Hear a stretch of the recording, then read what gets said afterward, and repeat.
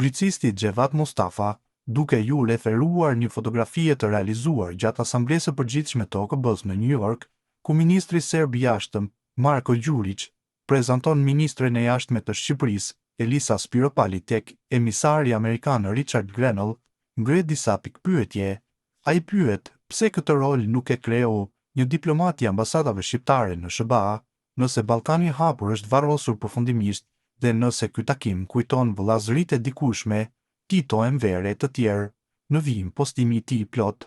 Çfarë mesazhesh mbarte përcjell kjo fotografi e freskët nga New Yorku? Në kuadër të takimeve gjatë sesionit të 8 të Asamblesë së Përgjithshme të Organizatës së Kombeve të Bashkuara,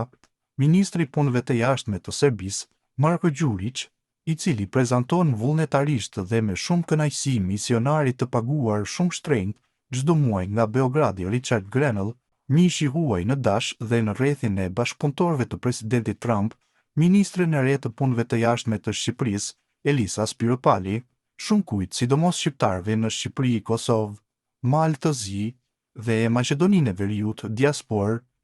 logjikshëm e me arsye të fortë u lindin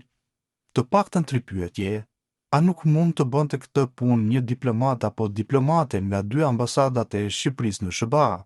A është varrosur përfundimisht apo është gjallë Ballkani i Hapur?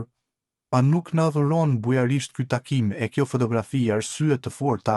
edhe që të kthehemi rreth viteve 80 pas në kohë e të mendojmë se vëllazëria e vjetër Tito, Miladin, Dušan Enver vazhdon me trashëgimtarët e misionarë të rinj?